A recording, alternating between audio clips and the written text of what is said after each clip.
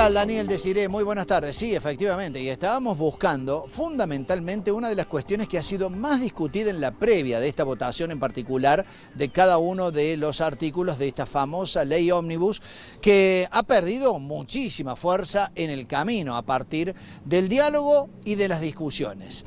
¿Por qué decimos que es uno de los temas más resistidos? Es el famoso impuesto país. Este impuesto es el que están reclamando los principales gobernadores, lo ha reclamado Martín Yarlora, también Maxi Puyaro de Santa Fe, han pedido que este impuesto se coparticipe.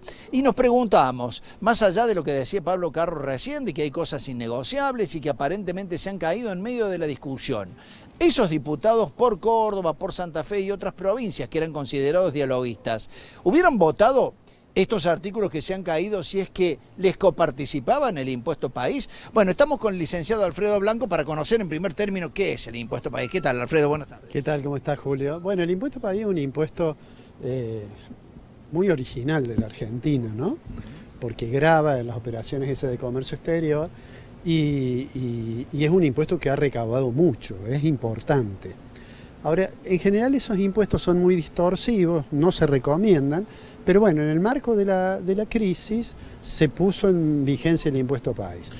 ¿Por qué? A raíz, y sobre todo hemos visto la insistencia de Yarlora y de otros gobernadores, en que esto sea coparticipado, ¿se recauda mucho eso? Se recauda mucho, es uno de los principales impuestos en estos momentos, y efectivamente los gobernadores están pidiendo que se coparticipe. ¿Qué quiere decir eso? Que una parte de los impuestos se distribuya de conformidad a unos parámetros que tienen las provincias para que vayan a las provincias. Mi opinión personal es que no es una buena idea coparticiparlo porque es un impuesto que teóricamente es transitorio y que no valdría la pena coparticiparlo. Lo que sucede es que las provincias perdieron ganancias. Perdieron con la modificación de impuestos a las ganancias y eso significa más o menos medio punto del producto.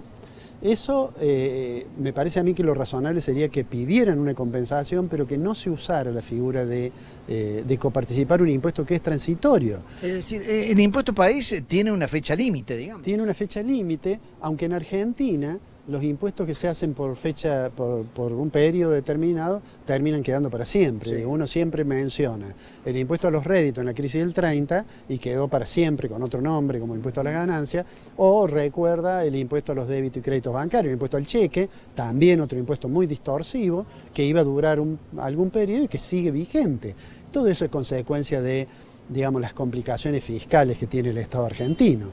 Entonces ahora este impuesto país se está destinando, el 70% va a lances y el 30% va a una serie de obras municipales y provinciales. Y lo que están diciendo los gobernadores, bueno, coparticípeme el 30% ese. Yo creo que no es una buena solución para las provincias. La mayoría de las provincias en realidad venían con una situación fiscal de superávit.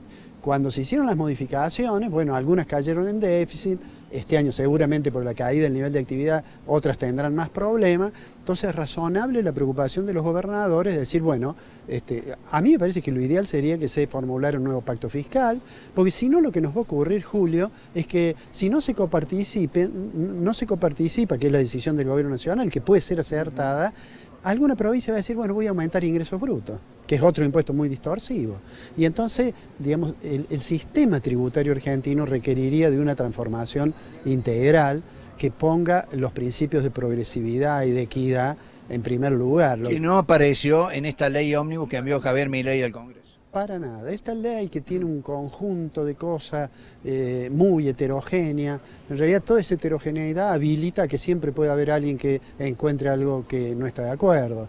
A mí me parece que allí hay una falla, pero que no está en el plano de la consistencia de lo económico, sino que está en el plano de, digamos, la capacidad política para operar en un sistema, como en cualquier sistema democrático, en que tiene que haber puentes de consenso. Digamos. Bien, eso es lo que está fallando, ¿no? Evidentemente, la política no parece ser el fuerte de Javier Milei a la hora de hacer política y de conseguir y buscar esa discusión de ideas que permitan apuntar hacia un futuro con una misma dirección.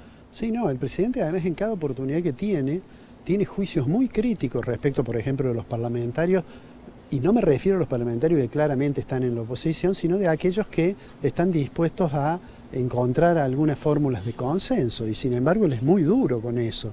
Eso entraña un riesgo que es la imposibilidad de generar, digamos, las mayorías suficientes para obtener las normas que se quieren poner en práctica. Alfredo, lo último, ¿qué será de las provincias? ¿Les ha caído la coparticipación? Decís que han perdido el impuesto a las ganancias cuando Massa decidió eliminarlo.